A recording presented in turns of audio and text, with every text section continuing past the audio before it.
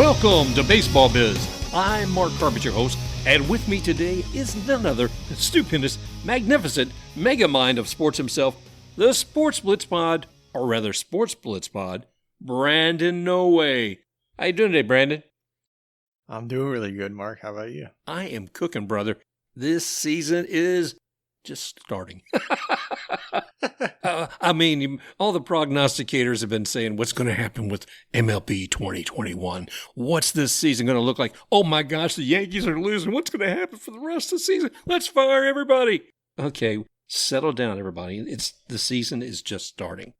You've been saying this for a couple of weeks, and I had to agree with you, but it's interesting nonetheless because there's a lot of exciting things happening. I mean, today we got some great topics. What are we looking at here today? Oh, it's a day of juniors. We'll talk about Acuna Jr. We'll talk about Vlad Jr. And who else? Thought we had another junior. Bichette's a junior, Bichette's a junior. Oh, no, he's not a junior. His dad is Dante. Never mind. But we got Tatis Jr. So there's 3 juniors and a son of a player. So we're looking at a lot of juniors today as juniors going on. We'll be talking about recent Kevin Kiermaier leading the team off with the Rays the other night. And we'll be, of course, addressing once again Trevor Bauer and Tatis Jr., Ohtani and Babe Ruth, and the mighty Mad Bum himself, Madison Bumgarner. So, guys, we got a lot of good things going here today. Brandon, lead us off. What's going on here? I know you had a story here about a high school. Yeah, and I figured we'll start off the show with some good news, get off to a positive start. So on March 26th, a tornado hit Dunedin High School and destroyed their baseball field, and they didn't get to play a home game for the rest of the year. And on Wednesday, the Braves invited them to Truist Park so they can celebrate their senior night. And I saw that on the Braves Instagram, and you can go check it out there. So that was really nice to see because senior night is actually a really big deal. My sister just had her senior night a couple months ago. So that's always something cool. Well, and it's important because we build our lives in a community, and we talk about baseball being part of the community. So it's really encouraging to see the Braves stepping up and helping, the students with that. That is. And going up to Boston, Bo Bichette, he hit a home run that landed in front of a building on Lansdowne Street that was home to a gym back in the 90s. And you may think, well, that doesn't really matter. Home runs land over there on that street all the time. But there was something special about this gym, as when the Brewers were in town back in the 90s, Dante Bichette went there in the morning, and he was the first one in. And he met a woman there named Mariana, who was there for her first day of work. And when he left her and her manager tickets to the game that night. And after the game, they eventually met up after a bar. And I guess, as they say, the rest is history. So Bo Bichette landed where his mom and dad first met. That's fantastic. That's pretty cool. I like that.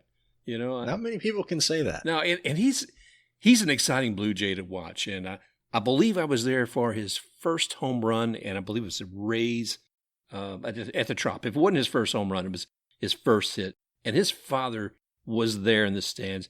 It was exciting for him. I'm always glad to see families and the evolution of players, but we're talking about a lot about juniors. And here we're talking about the Blue Jays. Is that the Dunedin Blue Jays, Buffalo Blue Jays, or the Toronto Blue Jays?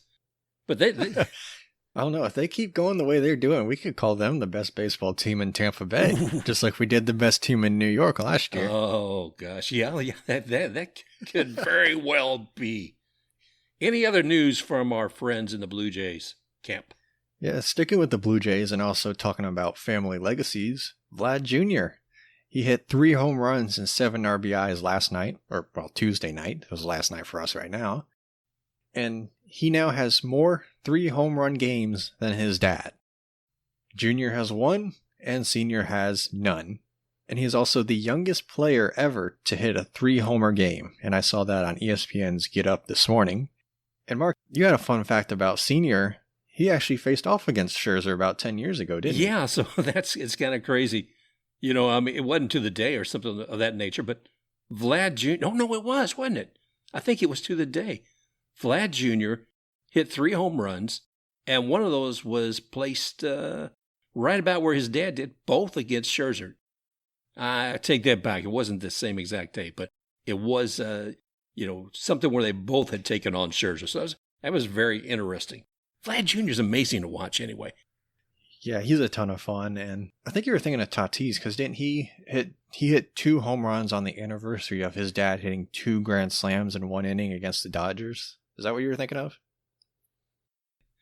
Yeah. So Vlad Jr., man, I mean, that's huge.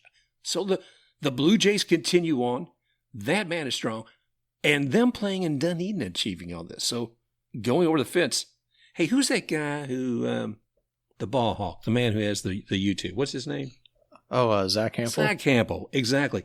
Zack Hample was doing one of his YouTube videos. And folks, if you haven't checked him out, you should. I think it's Zack and Hample, Hample. Check him out on YouTube. He's a ball hawk. He goes to all the different stadiums and basically has a videographer have him catching balls either from foul balls and or batting practice, or some player or coach may pitch him up a ball. Anyway, the whole idea was, coming back to it, he stayed outside of the stadium in Dunedin while the Blue Jays were playing a recent game, and he kept catching balls. I think Vlad Jr. hit a couple out of the park that day. That was interesting because he was catching balls not in the ballpark, but outside in Dunedin. Anyway, Vlad Jr., glad to see you kicking it, buddy. There are not a whole lot of major league stadiums where you can stand outside the park and get balls, but hey, that's the beauty of sports this time of year. Hey, and last year he did that too in Buffalo for him, didn't he?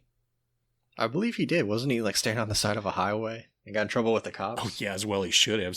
Zach was right beside a very busy highway, and he stayed across the street waiting for him to come all the way there. And he wasn't alone. There was a couple other guys doing it too. So people, be careful out there if you're a ball hawk. There's plenty to go around. And he's the kind of guy, too, that he shares.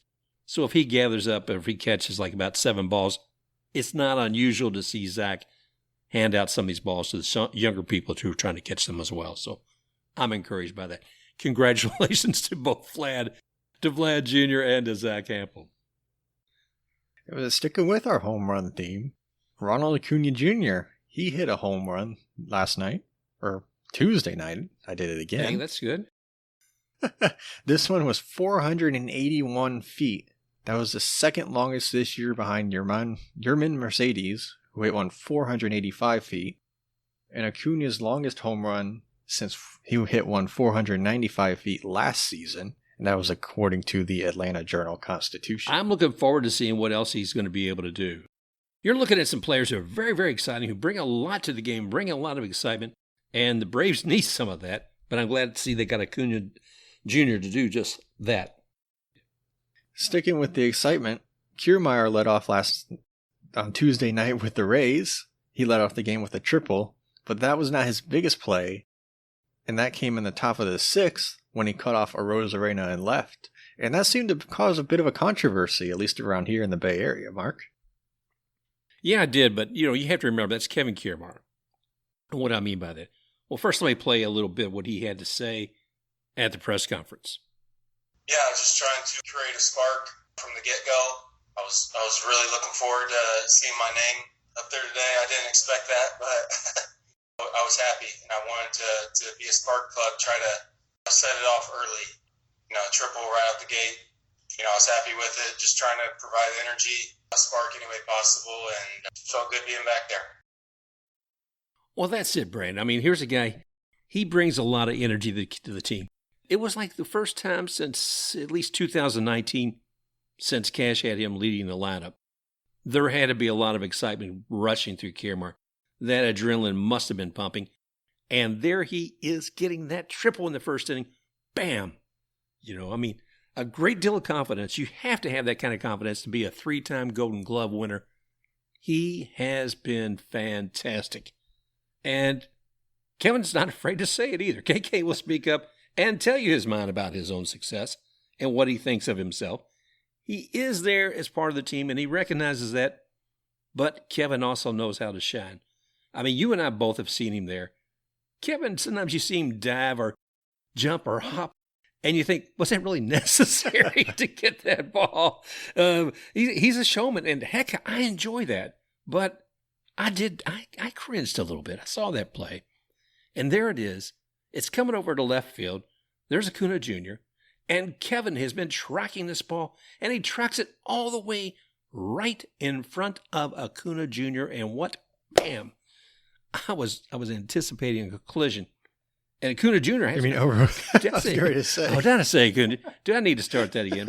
Okay. We can roll with it. That's pretty funny, actually. Oh, okay.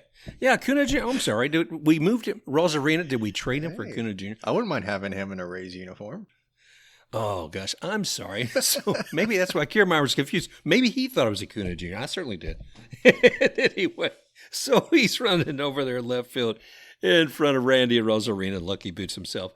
And I thought they were going to collide. Randy had to kind of jump back a bit. If you saw that entire interview that KK did after the game, he said he didn't really hold anything against Randy. He said, he may have, maybe if he wasn't there, he would have been able to make that pitch in to get Moreland out. But I thought, geez, crackers, come on, Kevin. Oh, you and I talk about this time and time again because I make the same mistake myself. Like I said, when sales, I always told people I was working with, it was training, I said, know when the hell to shut up. There's a time when you say too much. There's a time when you should just stop. And I'm afraid that Kevin exceeded that. So here's what he said as part of that. The discussions we talked about, some of the owners and some of the things they've said in the last year. Here's Kevin's remarks. Thought long and hard about this, and I got to tread lightly with my wording on it, but I know what it looked like from everyone else's vantage or viewpoint or vantage point, whatever we want to call it. But I'm in a unique position with what my defensive skill set is, and I'll never shy away from that. I believe I'm the best defensive outfielder in the game. I put my talents up with anyone, and I'm very confident in saying that. Okay, here's the thing. When we're listening to this, the one thing we notice is that Kevin's saying, I want to measure my words carefully here. And I'm thinking, okay, if that's the case, that goes back to the axiom, shut the hell up. I'm not an athlete. I don't have any, I never will be, and never have the kind of prowess he does. But in this particular case, Kevin would have done well suited to step back from that. I have no idea what kind of meeting Cash may have had with Kiermaier and or Arozarena. When you have top talent like that, I'm not saying that you give them a pass on something like this, but what do you really say to them? I mean, the intensity that Kiermaier was playing with the other night was huge. Without him, they would not have won. Thoughts, criticisms? Oh, yeah, and I didn't get to see the play live. I only caught the last few innings, and you got to hear my reaction to it live when I first saw it. And my first thought was, that was stupid on Kiermaier's part, because Arozarena went, maybe 2-3 strides at the most to his left, and he was starting to get momentum to catch the ball and have momentum going towards the plate. Then he has to pull off at the last second because Kiermaier runs over from like 150 feet away and jumps in front of him, carrying him away from the plate and throws it in. And I think we both agreed on, if Arozarena can feel that cleanly with momentum, it's either a very close play at home or he might have even nailed the guy out at home, because at the time that was a really big run. It was indeed. And I said, all's forgiven, KK, but step up, and take it on the chin. Say that, okay, I overstepped. Yes, but, KK, you're a great player. We recognize that. But every now and then, let some of the other kids play. Isn't that Manfred's thing? Let the kids play. Oh, yeah. I like how he opens it with I want to measure my words carefully, and then goes on like a 5-7 minute ramble. Oh. That's like me telling you, well, Mark, I don't mean to be disrespectful, but, go F yourself, kind of. It's kind of like that. Well, thank you very much, Brandon. So now I know how you really feel about it. Yeah, people know what we're Share really the like love. over the Zoom call. Oh, gosh. Okay. All right. Well, KK, we love you. You know, I mean, this is a guy, he's been a Ray from day one. You know, they got him back in 2010 in the 31st round of the draft. You know, he's been, like I said, a Golden Glove winner for three separate times, and I don't doubt that he'll get it again. But a little humility probably wouldn't hurt. Sometimes you don't find that in a great competitor, but it wouldn't hurt. Yeah, and this might be a good comparison. This could be a bad comparison. But for as long as we've been doing the show together, we've never really argued or anything. I don't know if it's because either we're laid back or we both know, as you say, know when to shut up, or we'll admit when we're wrong. And we've done that plenty. I don't know that I've ever admitted that. I've been called out on mistakes. Yeah, well, okay. If you say so. So what else you got on the burner? It's not a hot stove, but what else is cooking out there, brother? I gotta find my spot. Okay, I found it. This season, Jacob deGrom has more RBIs, 2, than earned runs, which is 1. And let me preface this, or actually I'll end it saying that's as of the time recording, Wednesday afternoon. And he pitches this evening against the Red Sox, so it could change. It could not change. So I thought that was an impressive stat to throw out there. Absolutely. I'm curious to see how things continue on with the Red Sox now that you bring them up. You know, here they are. They're leading the AL East, I believe, still. So they've kind of come out. I don't know. I didn't see any of this. I didn't see this coming. I figured they would be third at best. I didn't think they would be right up there at the top. It's still early, Brandon. I realize that, but cheese and crackers. So we'll continue to watch that, and kudos to Jacob deGrom for that. Well, we're on the topic of surprises. How about the Royals? I think they're still like the best record in baseball. And what is that?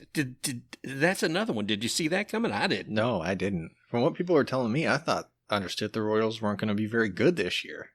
It is early, like we have been saying multiple times. Yeah. But it's still crazy to look at. Okay, so we're in the wild world of pitchers. Anybody else out there do anything in pitching?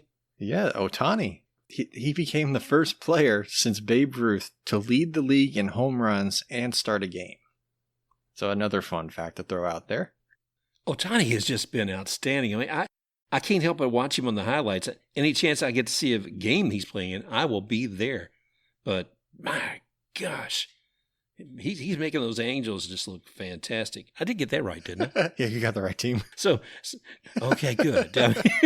And he and Trout, they've just, and Madden's lighting this up. I want to see how they go the rest of the year. It's going to be nuts. Yeah, it is. And he's been fun to watch, even though I've only gotten to see him really play once, and that was on Sunday Night Baseball a few weeks ago. But he is really fun to watch. And he's doing this after coming off of Tommy John, too. That's quite an accomplishment. The A's, they were on a hot streak. They came into Sunday winning 13 straight, but unfortunately they ran into the juggernaut Orioles and ended their win streak at 13 as the Orioles beat them 8-1. The Orioles, I mean, again, somebody I didn't see doing much, but I think they actually beat the Yankees earlier this week too, didn't they? Yeah, I believe they have the series split so far. At least at the time of recording, it'll be different by the time this is up, but yeah. But that's huge. I mean, what are they? Are they the new Giant-Killers coming out of Baltimore? Maybe they're just a team that they play good against the good teams, but when they play bad teams or teams that are at their level, they just can't perform. Maybe that's what they are. I would love to see a great year from Baltimore. Not at the cost of what happens with my Rays, but I'd still love to see a great year come out of Baltimore. Yeah, I'm always up for some unpredictability. I think it makes it more fun. No doubt. But heading out to the Rockies, where their GM, Jeff Bradich, stepped down, and it was said to be mutual, but we all know what that means. Yeah. It's like when you're hanging out with your friends and a guy comes up, he's like, yeah, we broke up, but it was mutual. We all know that she dumped him. Maybe they let him go by text. You never know. So, well, we liked you, but hey, where do you get a job now? I mean, geez. Here we are in the beginning of the season. Does he got to wait till the winter meetings to find somebody to pick him up? What happens? I guess it's going to be a long season for him, but I'm sure he's not hurting for money. He might be set up pretty well. And he'd been with the organization for 17 years. He worked his way up. And when he was GM, they made the postseason in 17 and 18. And he's most famous for signing Nolan Arenado to an 8-year, $260 million deal in 2019. Wow. And then traded him to St. Louis in 21 for saying after Arenado said that he was disappointed in the direction of the organization and he really got nothing back in return. So I would have fired him right after that, but that was just me. You would have fired who? Arenado or Bradich? Bradich. Bradich. Okay. Wow. Yeah, I can't imagine. I should have found a way to build some love. They should have brought some kind of love counselor in there so that Arenado could have felt it and Bradich could have felt it and said, "Oh, we're going to be great now." Well, geez. Okay. He's gone. It was mutual. And with that attitude, I don't know. We'll see. I wish him well. We'll see where he lands if. Yeah, and some of those came from ESPN. Probably maybe the biggest, possibly second biggest controversy of the past week. Boom, boom, boom, boom, boom, boom, boom, boom. Comes from the City of Angels, but it's not with the Angels, it's with the Dodgers, as they were taking on their newest rival, the Padres, and they accused Fernando Tatis of peeking at the catcher's signals. Now, a video surfaced from a Twitter account asking if Tatis knew that the pitch was coming, with the video showing him moving his head so it could be viewed as him looking at the catcher. I mean, to me, it looked like he could have been just itching his chin. That's possible. I don't know what you could believe. I believe he probably was looking, and, is that cheating? I don't know, but if you've got a guy who's a runner on second base and he's gesturing something that he's seeing, is that cheating? It's not beating a trash can, mind you, but I don't know. And you're talking about peeking. I thought it was kind of funny that Tatis, after he hit a ball off of Bauer, he was holding a hand over one eye, talking about visual acuity. And, hey, guess what? I can run with one eye while you pitch with one eye, making reference to something Bauer said he did with the Padres during spring training, pitching with one eye open or one eye closed. Yeah, and I'm glad Bauer's pretty cool about it, or he enjoys it, and he even encourages it, even though it's poking fun at him. But he also responded to that tweet with him saying, quote, "If you need to know what pitch is coming that badly, just ask Daddy next time," at Tatis Jr. "You know I ain't scared, homie," end quote. And first of all, I think a grown man referring to himself as Daddy is a little bit weird, but I guess you do you. But Tatis responded to Bauer with the tweet, quote, "Tranquilo Hito," end quote. And that was my white guy Spanish as best as I could. Ooh. And that roughly translates to "calm down, son." And he had a picture of him holding a little kid with Bauer's face photoshopped to it. I saw that. That was crazy. And Bauer was asked in an interview about all this stuff, and he said, quote, "Flip the bat and do all that stuff, fine. If you're going to look at the signs, not fine," end quote. And that came from Bleacher Nation. So that kind of leaves me with a bunch of questions. Is Tatis cheating? Is it an unwritten rule? What should be done? Mark, what do you think? I think let the kids play. To borrow a phrase, from Mr. Manfred. But seriously, I think it's probably unsportsmanlike. But in a game that's full of deception, I don't feel that it's a terrible thing. A pitcher does everything he can to hide what he's going to throw by gloving at pitching hand and not letting him see where his fingers are, whether it's going to be a knuckleball, fastball, changeup, whatever. Is it difficult for a, if he's looking back there, the catcher, he might miss the ball completely. I don't know. Is it okay to look back and see without looking at the sign, seeing how the catcher is positioning himself? He may not have actually been able to see the sign, but catcher moving a little bit to the left or the right, what's coming? I don't see it as a problem. I don't think it's a great practice to be doing, but I don't lose a great deal of sleep over it. No, I don't think it's like something to overreact about. I think it's one of those things where, everybody does it to an extent. I think as long as you're not, turning around, actually looking, it's okay, because there actually are videos of Dodgers players, sort of doing that in a way. So might want to be careful if you're calling them out, if your own guys do it, but I don't think it's a big deal. I say that, maybe the catcher should do a better job of covering the signals and hiding them so he doesn't see it. And plus, I think it kind of magnifies it that Tatis hit a bomb on that pitch. I've also heard, so this was a long time ago, I don't remember who said it, but I think from what I understood it as, there are often hitters, or at least they used to, they would listen to the catcher's movement, and that would help them, sort of figure out the location of where the pitch could be. Is it going to be away? Is it going to be inside? Maybe high or low? I've even heard that some people do that. I don't know how much will do it anymore, but that was just something I thought of. That's pretty crazy. It makes sense.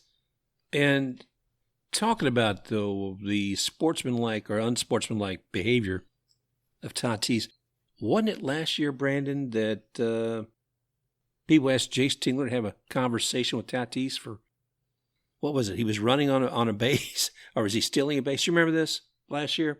I remember something about that, because I remember that was when we first found out that his name was Jace Tingler, and we all immediately said he should be manager of the year just for his name.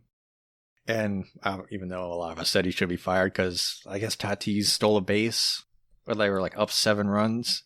And he was like, yeah, I'm not a very big fan of that. I'll talk to him. Or a lot of people didn't really like that. Yeah, this goes back to unwritten rules because that's what it was. They were saying, okay, you need to speak to Tatis. And, pardon me. And on that particular episode, when we brought it up, one of the things we were talking about was the unwritten rules and how most unwritten rules in baseball tend to favor the pitcher. I see that if a batter can get an advantage, take the advantage. Yeah, that's one of those things where it's like, in Little League, I could understand, but you're in the majors. You're the best of the best. You're professionals. You're getting paid to do it. Just be better. That's my take on it. Well, I get that, and as much as they're paying Tatis Jr., he should be able to do that. Yeah. But if we have nothing else to say, we can move on to the newest controversy that had the sports world fuming practically. Madison Bumgarner. He threw a no-hitter. Oh, gosh. But he also didn't because it doesn't count, because it wasn't a 9-inning game. Even though everything else counts, he got the win, he got credit for a complete game. But because it wasn't 9 innings, it doesn't go down as a no-hitter. That's ridiculous. That's absolutely ridiculous. I mean, if you're not going to count it as a complete game, and they did count it as a complete game, then just write off the freaking books, I understand the necessity of putting less stress on players on, doubleheaders. But, if you're going to say that it's a 7-inning game or second game in a doubleheader, then that's what it is. It's a game. It's a full game. It's a complete game. And anything that happens during that time should be considered. Put a freaking asterisk by it, okay? Put an asterisk by it. You don't have to say, you still say that it was a no-hitter for that game. It was just a 7-inning game. Yeah, it's just either it's something that could stick around or it's something that we could look back in 10, 20 years of saying that's just the way the world was at that time. That's something we needed to do. Like they do it in like every official record book that I've seen, even like Wikipedia and stuff like that. When you see a symbol next to a word, there'll often be something at the bottom, sort of like a key that'll say, hey, this is what this means. And you can put in the record book that the asterisk for this section means that this happened in a 7-inning doubleheader. Yeah, and I think that works, and Madison Bumgarner, this man's a legend. He's 31 years old. He's got a salary. He's making $19 million. He's been nominated twice for the Cy Young. He's great to watch, okay? I mean, I was looking at he was the first pitcher in the live ball era to hit 5 home runs and strike out 200 batters in a single season. Here, I want to play something he said after the game the other day. I want to say 2 things that I'm going to go celebrate with the guys. I want to thank these shadows in Atlanta. They helped me out a good bit. That's pretty awesome. And I want to thank Rob Manfred for making these 7-inning games. Well, you can tell that at least he took the game so seriously. But he gives a tip of the hat to 7th inning to Rob Manfred. I'm not sure if that was sarcasm or delight or just appreciative that he didn't have to go anymore. it goes back to, I don't think them calling a no-hitter or otherwise is going to really matter to Madison Bumgarner, because he's a guy who enjoys playing the game. And he's a guy that's got some history.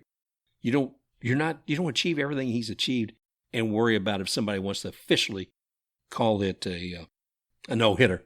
I mean, this guy has been fantastic, too. He joined the Diamondbacks just recently. He played 11 seasons with the San Francisco Giants, Brandon. I'm looking, from 2009 to 2019? Made a big difference there. Let's see. Last week, he's Player of the Week, shared that with Garcia and Tatis Jr. And you look at the Diamondbacks. I mean, he's not the only one there. You're looking at pitchers up there every 5 days.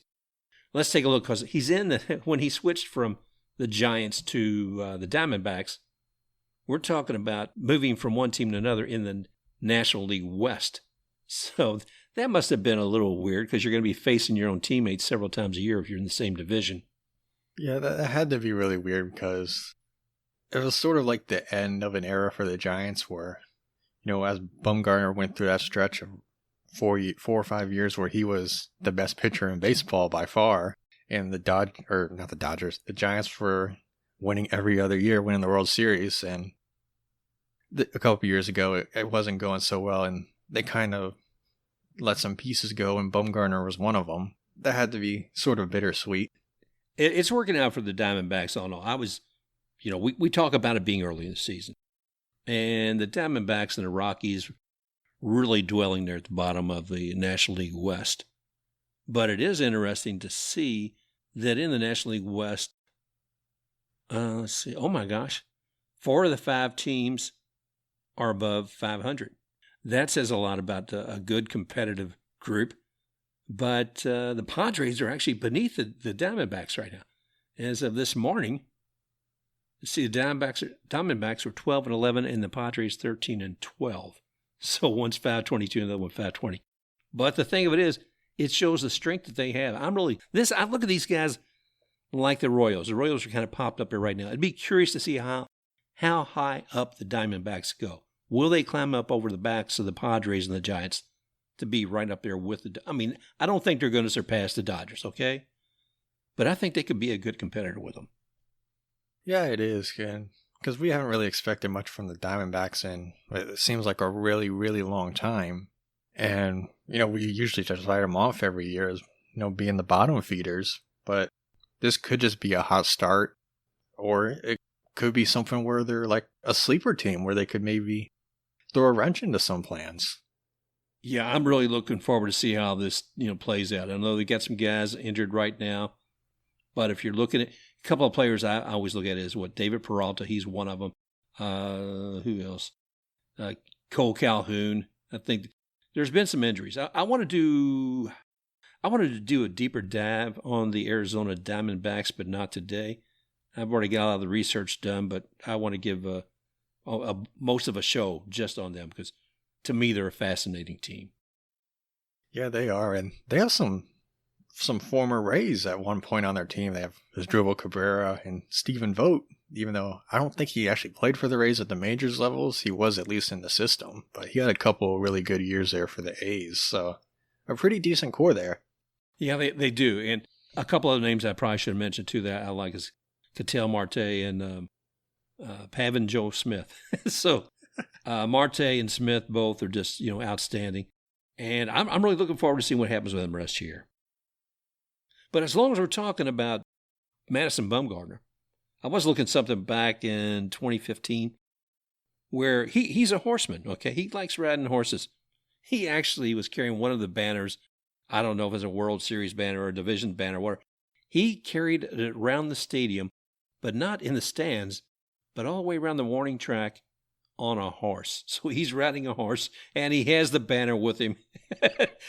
I love that imagery. So the man enjoys being with the horses. I think he's been at some different camps with it, maybe even rodeo. I'm not sure. But I love it that it just shows a little bit more color to a player that we don't always get to see. Yeah, and that's kind of close to home with us, because if you don't know, Devin White of the Bucks, one of our linebackers, he loves horses as well. I believe he has a couple of them. And a couple days after the Super Bowl, after they held the parade, he went back to the stadium with his horse, and he actually did a victory lap around the field with the Lombardi Trophy on one of his horses. I love it, man. I love it. Have you ever ridden a horse, Brandon? I actually did. It was at like some Halloween little carnival thing. Yeah. It was kind of cool.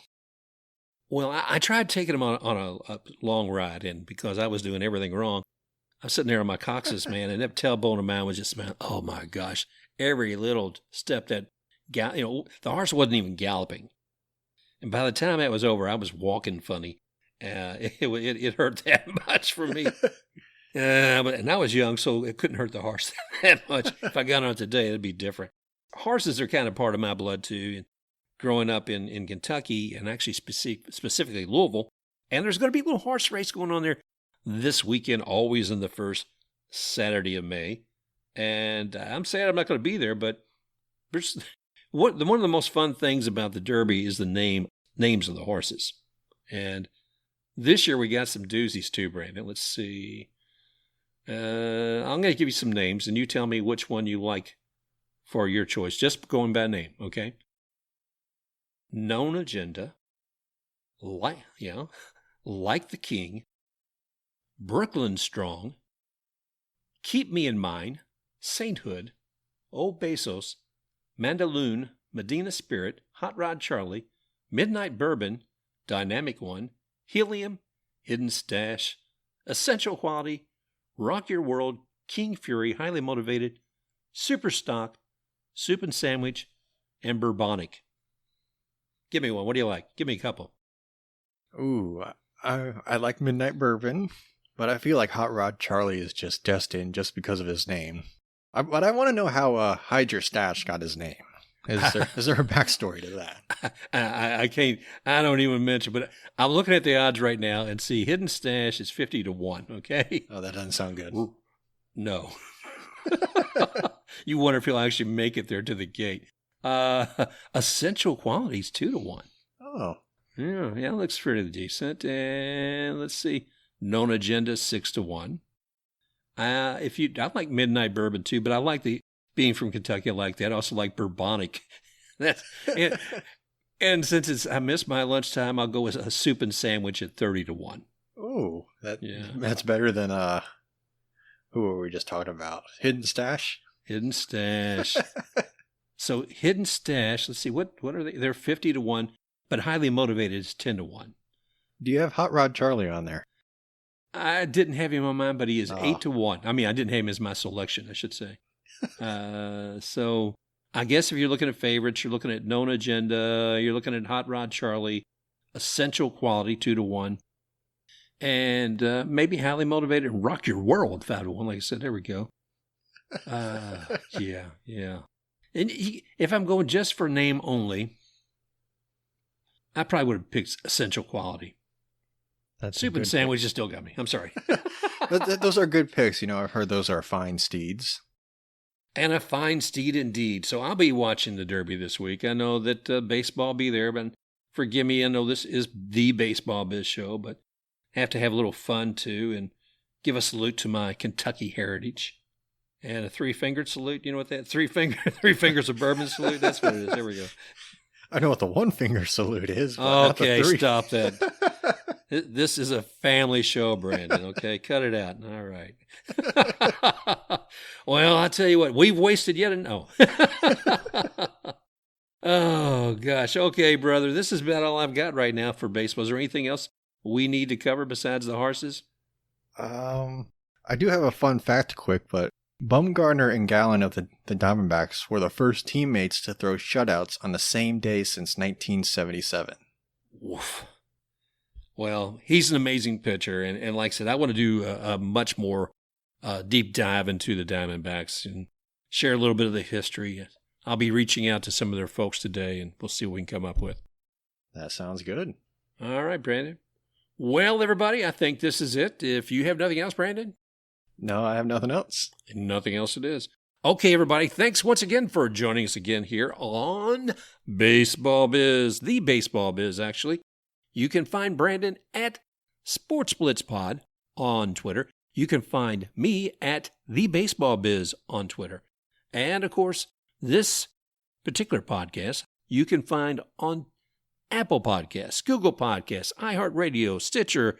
Oh my gosh, we're in so many places out there, Podbean, etc. And we love having you here. So thank you once again for joining us today, and we look forward to talking with you again real soon. Special thanks to X-Tech RUX for the music Rocking Forward.